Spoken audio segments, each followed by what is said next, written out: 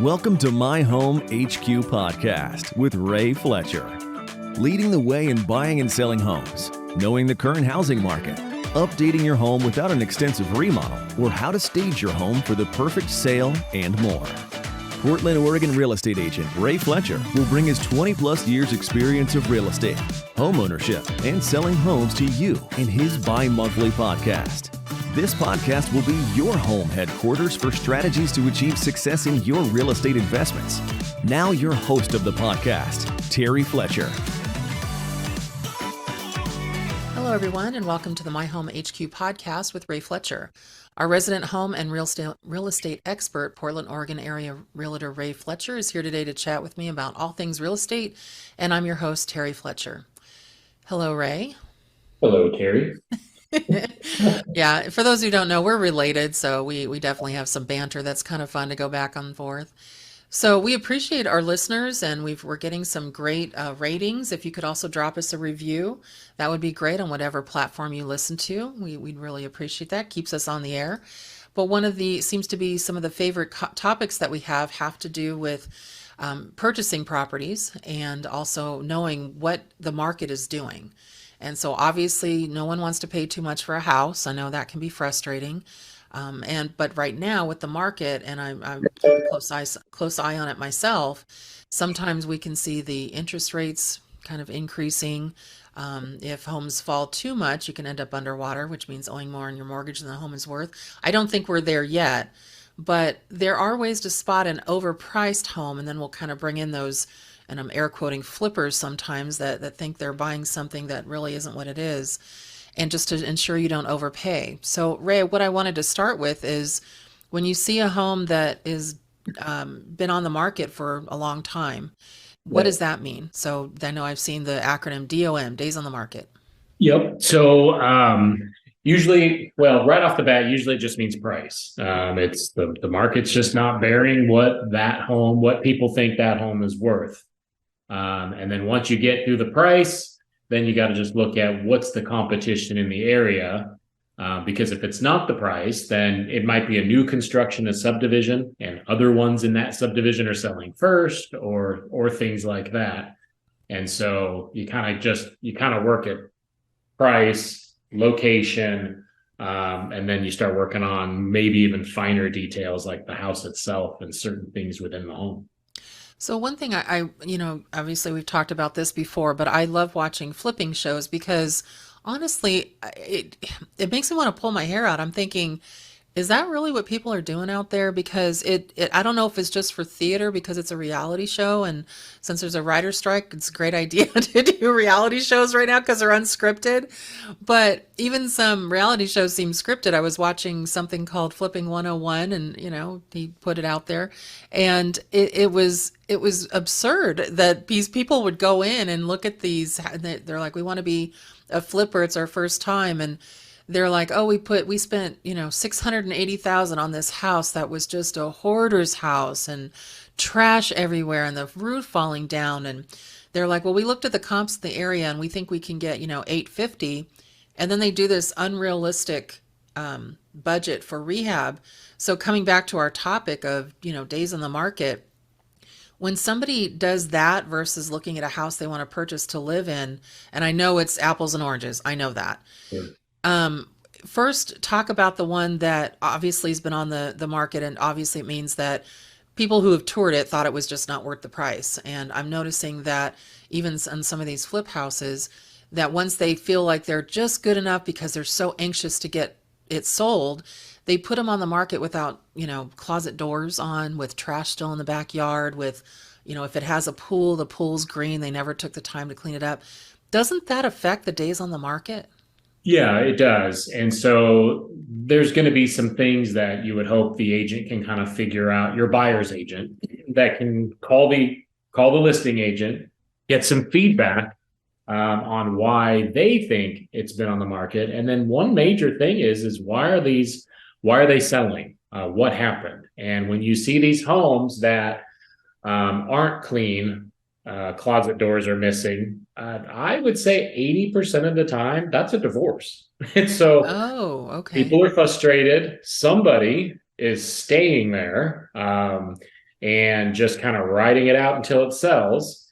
And that's, I mean, I just sold one not too long ago, and you described it perfectly. Missing closet doors, very dirty, backyard was full of dog poop, things like that. And it's just, it was a divorce. And so that's a factor. And that's a benefit to a buyer, because now they have an opportunity. And I'll be honest with you, if it doesn't show well, you can still write an offer on what you think it's worth to you. You don't have to go full price even after the first weekend. I know we're talking about days on market and things like that, but if you find a house that's dirty, everybody else thinks the same thing. And not everybody else has foresight to look through all that and go, this is just a $200 cleaning person and $1,000 worth of paint, and I can get in and paint it myself, or a $2,500 paint job to have somebody paint it for you. So, I mean, again, there's opportunities in this market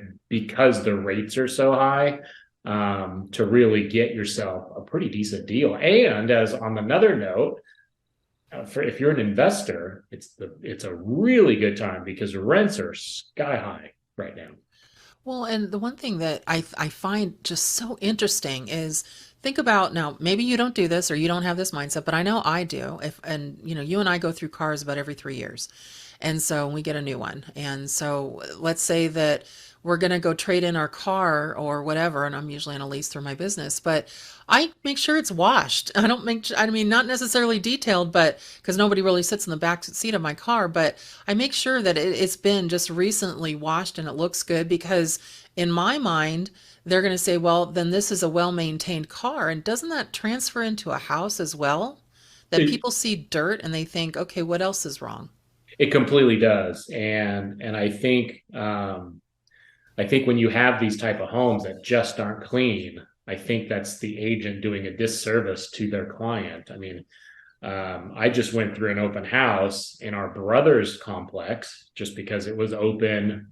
We were looking at a different property and we just drove by, and I walked through it, and I already when I walked in, or even before we got there, I'm like, this house is $750. Those are nice houses. Those are nice. And I thought it was overpriced already before we even got there. So I already had a preconceived idea on what I was going to see because I already know the floor plan. And so we walk in, we're looking around, and then the agent sitting at the open house, he's like, it was interesting because I was looking through a closet and I saw a bunch of lock boxes. So this is good. And I'm like, oh, the agent owns it. And so the agent that was sitting at the table, he goes, what do you really think? Because he knew I was an agent. And I go, really think? And he goes, I would really appreciate what you think. I go, one, I think it's overpriced. And I go, two, the place is dirty. Yeah. And he goes, right. He knew. He knew. You walk up the stairs, it's a white trim all around the stairs, and it's just dirty. The carpet, original, only 3 years old, but it looks like it's 10 years old. It's like, clean the carpets. And the place was semi-vacant, which can be even worse because now you have missing beds. You just have a headboard. I mean, it's like the person just moved out what they wanted, left a bunch of the rest, half a couch. I mean, again, it just didn't look like they were trying very hard. And if you're going to do this and sit in an open house and price it the top of, you'll be the most expensive home that's ever sold in this complex. If you're going to do that, well, pay $200, get the place clean top to bottom, take whatever furniture that doesn't make sense and move it out, move the furniture, and just do the work to get the value you're looking for. And then if you don't get that price, well, now you know that, okay, we shot for the moon, we didn't get it. Now let's really price this thing what we should have priced it at.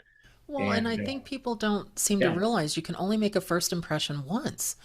And so, I mean, you can clean it up later on, but people are going to remember, oh, I was at that house. It was dirty. And so you could try to get those same people back in, especially with a price reduction. But as we're talking about days on the market, if you're trying to be smart about it, have a good impression when you walk in, and dirty houses and clutter and, stuff everywhere does not help people. No, it doesn't make a lot of sense. And even if it's a divorce, even if, I mean, the only way that you really can't do anything if it would be considered a repo, an auction, those type of things, because they're gone and the bank owns it. Most of the banks now, again, there's every rule, there's exceptions, but most banks aren't going to put any money into it. Back in the day when we did a lot of repoed homes, we had to put the electric in our name to get it turned back on. And then, Really? Oh my yeah, and then we would have gosh. to submit our receipts at closing. And there was a whole process. I personally never went down that path. I sold a bunch of those, but I never listed a bunch of those because Wow. most of those agents were connected to a bank, whether they had a spouse that worked for them or something else. But yeah, so that's kind of the exception to the rule. And if you walk into one, you see that, you're like, okay, this is why. And then you're doing your offer online anyways and all this other stuff. But a house that's lived in or things like that, you really need to just make it presentable to sell. The market's tough right now. Nice homes still sell very, very fast. Well, you brought up a point. So this was something I just saw on a recent 101 episode, which I just thought this was such a disservice to the audience that was watching it and to the people that he was supposedly trying to teach about flipping, is that they were using a comp that was down the street. And the comp was pretty beautiful, open floor plan, like what people want now, very updated. They were, in the process of getting their house updated, and they looked at this as a comp for selling their home. And then we saw a flash of a pool in the other house, but the house they were in didn't have a pool, and that adds like $50,000 value. Well, it does in California. right. And so I thought, you can't comp things that aren't similar to what you're looking at. So if something has a higher price other than similar properties in the neighborhood, don't you have to have some standout or luxury features to justify that? Well, kind of. So how I do my comps in a nutshell is I just look at it's one portion of how I do it. You look at what's available right now. Like, let's say you decided you were going to sell your place. So we would do a search. If I was to live in your neighborhood within a 2 mile radius, again, that could be even brought into a half a mile to even a quarter mile if you live in a very dense area. You look at what can I get for my dollar? And essentially, so let's say if you go to an area and you're like, the average house in this area is 700 grand or 800 grand. Now you just have to break down each place and go, okay, what do they have? And then now you backtrack to your place and go, what do I have that they don't? What do I have that they do? And then you just make sure your home is the best value to where if somebody's going in that neighborhood, they have the money to be in that neighborhood. They'll buy yours first because you're the best value. And that's even how you get multiple offers, because value is everything. If one home is 800 grand, the one next to it's 700 grand, even though the one's got a pool, but 700 grand, you can put in your own pool. You have some room for updates, and then you bring in, let's say, your house. It's already been updated. You're going to be somewhere in the middle of all that, and then you could go above them all. So, I mean, and that's the thing. A lot of buyers and sellers, they're like, well, what's the dollar per square foot? And I go, that's great to know. This is what it is. However, this is the home per dollar. You know what I mean? Yeah. And so that's really what I look at. And it's been very successful for me for a lot of years, even though a lot of old school buyers and sellers just, they don't know that until I explain kind of the method to the Now, madness. can you walk into a house? So in my business in healthcare, I can look at a chart review or look at an audit or look at basically somebody's charge master and their coding sheet and just know just by taking 5 minutes if it's overpriced, if it not overpriced, sorry, Yeah. if it's a problem. So Yeah. when you go into a house, do you kind of you've been in this over 20 years. Can you pretty much do you have a feeling for this is overpriced? Yeah, kind of. I mean, I'll know the area enough.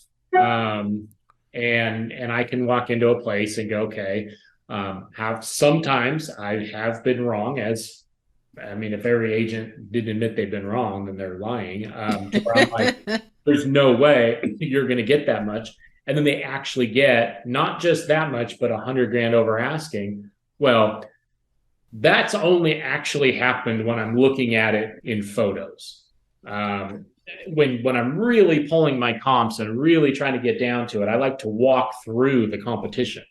Oh, okay. Actually go to the home, look at the bedroom. I mean, photography these days is amazing. I looked at a house the other day online and they showed a pool in the back.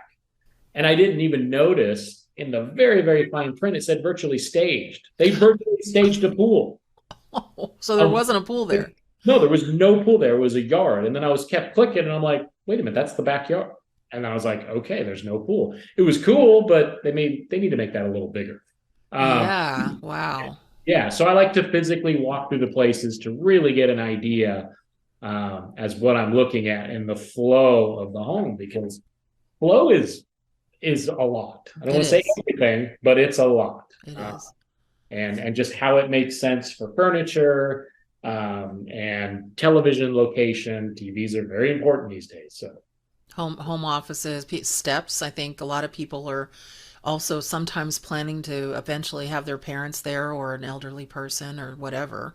right. Not on purpose, but that just, some people are planning for that, and or they have an older adult daughter or son, and then, and so they're like, we need to have space or separation. But yeah, no, I am seeing a lot of that as well.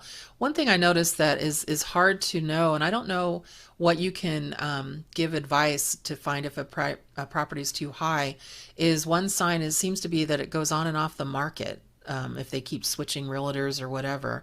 So Yeah. to me, that means either they're trying to reset the days on the market, or it keeps falling out of a contract a couple of times, and or buyers pull out or something. Have you seen that happen, which can affect the price? Yeah, there's both. The place has been on the market for so long it expires. The family, we get to a holiday, let's say it's like a big Easter weekend, they want to completely pull it off the market for no showings. They do that and then they bring it back on. A lot of times, what we'll do, and we're not fooling the agents, but we do think we're fooling the buyers. Is The public, yeah. right? We'll completely pull it off the market. You want to do a price reduction if you're going to do that, and then you put it back on. You get a new RMLS number, and it just kind of it hits everybody's search criteria email box again, and again, whether it works or not, I don't know. We still do it, and traditionally, if I do that, which I've done it, we went into it. The sellers were very aggressive on everything. No, we want this price. I mean, and at some point, if we're close, I'll be like, okay, we'll try it. But if we're too far apart, I will not list a home, because they'll be mad at me because I didn't do my job. Another agent will get it. They'll get the price that I told them, and then it'll sell. And I've had this happen years and years ago. So traditionally, if we're just too far apart, I just can't take the listing. And it's sad, but it happens. And so on one, we did that. I brought in a stager. They brought in some of their own just knick-knacky furniture. We moved a bunch of stuff around, took new photos, brightened the place up. I mean, I was changing light bulbs with the homeowner to make the place brighter. We did all that, new MLS number, and we got it sold. And a price reduction as well. So you can do things, and the place could look totally different, and that can help get the place sold too if you're having some struggles on the property.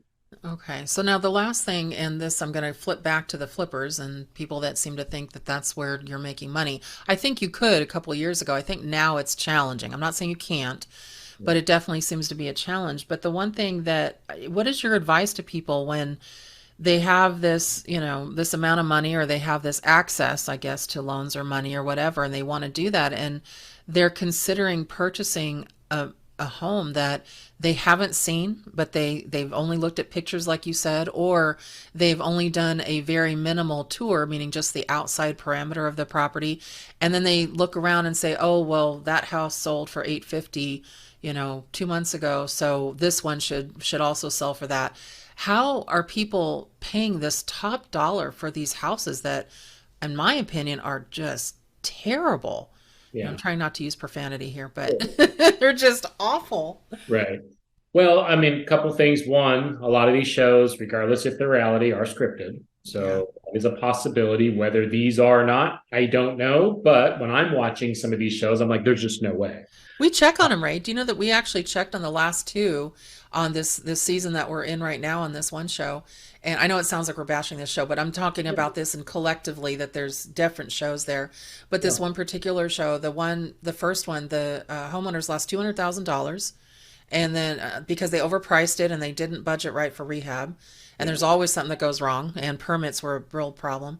And the second one, they were expecting to make 115,000 and they made like 36,000, but then they also they took out a loan for I don't even remember for what, for staging and closing costs, and they did it through the contract. It was a mess. Right, right. So I think on that type of situation, clearly the investors and the people that are on the show are making show money. Yeah. So that's why they're going to keep doing it. Secondly, to buy a place sight unseen or just drive by, which is used to be very popular, I still would recommend it. I do not have a problem with that because you're well, a couple things. One, making sure that you've done it before, so you have your subs, your contractors, so to speak, in place, so you can get the place done at a timely fashion, so you're not hanging on to it. Secondly, your due diligence of the neighborhood is everything. And if you buy a rundown home in a really nice neighborhood and there's nothing else available and nothing comes on the market, I mean, how often in your neighborhood do things come on the market? Rarely. The people Rarely. lived here for their whole life. There's some generations that are living in your neighborhood, which is Right. awesome. And so if a place four doors down, which you're like, wow, I hope they clean that up. Everyone's frustrated with them, and you pick it up for 500,000. Just cleaned up, it's worth six or whatever the case may be, and then how they buy it. That's really the key. So there's still a strong flipping market. You just have to be aware of what you're doing and make sure that your comps are in a line. These people, the biggest drawbacks of flipping is the inspection that one, you pretty much don't get to have.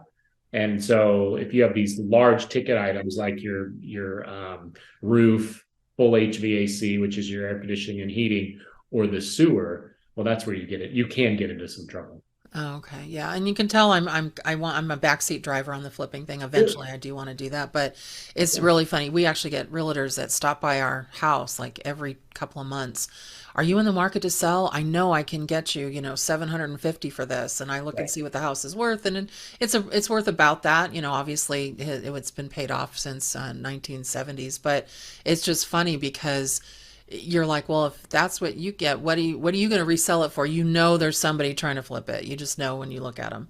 But yeah, it's interesting just when you look at if is a house overpriced or, what is the person wants to purchase it? What are they going to do with it? Are they going to live in it? Are they going to sell it? Are they going to rent it? And like you said, rentals are out of this, out of the world right now. But I'm hoping that everyone, the listeners that heard this, appreciate the fact that there's a lot of factors that go into knowing if a house is overpriced. One, we talked about days on the market. Does it have a higher price than other similar properties? Maybe it has standout features. Has it gone on and off the market repeatedly, and why? I mean, Ray, you brought up a good point. And then nearby homes, are they selling much faster? So, was this house even priced appropriately? And what should it have been going into it? And like you said, you've had clients where you're like, no, not doing that. I know you want $1 million, but it's only worth a half a million or whatever. So, That's correct. so that could be an issue. Well, anything else on knowing if a house is priced correctly or overpriced? Well, I think one of the biggest factor is when you walk into a home, regardless of all the other things, do you like it? So if a buyer really likes the home and they're willing to pay what they're asking for, even though it's been sitting on the market for a while, yes, there's an opportunity to get a deal. The weirdest part about real estate is as soon as you like a home, I don't care if it's been on for a week or a year, as soon as you like it, somebody else is going to like it too.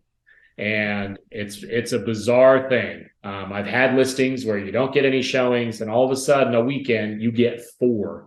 And now you have a multiple offer situation. I've actually had it happen, and I wouldn't believe it, because sometimes we're like, did that really happen to the other agent that's telling you that? And I've had it happen. Listed a property in North Portland, great home, no showings the first weekend. And I was like, and I was looking at did I put the wrong zip code in? I mean, obviously I have to take the blame. What did I do wrong? And I couldn't find a thing. The next weekend, we were booked with showings all weekend. We probably had about 10. And then I got 2 offers on Sunday night. Wow. And so it's just finding that person that wants the home. And so sometimes there just isn't a buyer out there for the house. And so that's the hardest thing to figure out in this business is there's just not a buyer for it. And everything's right. And it's just, now we just need time. Places used to be on the market for 60 days. That was normal. Yeah. And so now we're kind of getting back into this. And sometimes you don't have to do a big price reduction after 30 days. Sometimes you just need to hang tight, get the feedback from the agents that are showing it, and just see what happens. So, yeah. And one other thing I was going to ask you, because I always wonder about this, is there a standard, industry standard of what's considered too much of a low ball to offer, or they can always ignore you? Yeah, unfortunately, there's no standards. So if somebody lists a house for 600,000 and somebody says, I want to offer 4, and you look at them like, well, the house is worth at least 550. What happens then? Well, nothing. We do present every offer to the seller. We have to by law. Oh, you do? Okay. Oh, yeah. That I will have a conversation with that agent going, what are we doing here? You must really like paperwork. When that does happen, because it does, the agent does call ahead of time and apologize. But this is what my buyer wants to do. And 9 out of 10 agents will be like, please counter. And I have in-laws that's what they think you're supposed to do. So that mentality is not lost yet, unfortunately. They do not think you're supposed to pay full price for a house. I show a house to a friend of mine who has bought some rentals, and every time I send him a house, he's like, you think it's worth this much? And I'm like, no, I think it's worth exactly what they priced it at. To a T. I mean, I think you're like, stop it. Hey, you want it? Because if you do, we can move forward. I'll call and ask because I represent that client, that buyer. But there's not once he's like, that's a great deal, we should just buy it. Not one. You're like, here we go. So, yeah. Wow, that's crazy. We might have to extend this conversation in a later episode, because this could be fun, just looking at things like that. Right. But this has been a great episode. And again, listeners, I hope you appreciate some of these real life real estate tips from Ray. He's out there. He's been in the industry over 20 years. He knows what's going on. And believe me, if it's been done, he's seen it. And now I know he's moving into a little bit of the commercial side of it from just a personal investment perspective. And so he's seeing everything. So thanks, Ray, for being here today. And we look forward to our next episode. Sounds great. Thank you. So that's it for us this week on the My Home HQ podcast with Ray Fletcher. Join us next time when we bring you more topics on real estate, home buying, selling, investing, and more. Drop us a rating and a review on Apple Podcasts, Stitcher, Spotify, Amazon Podcasts, or wherever you listen to your podcast. Make it a great rest of your month, and thank you for listening to the My Home HQ podcast with Ray Fletcher. Thank you for listening to My Home HQ podcast with Ray Fletcher. Drop us a rating and review on Apple Podcasts, Amazon Podcasts, Stitcher, Spotify, or wherever you listen to podcasts. Check out our website and blog at www.rayfletcher.biz or contact Ray directly at realtorrayf@gmail.com to also subscribe to his weekly newsletter.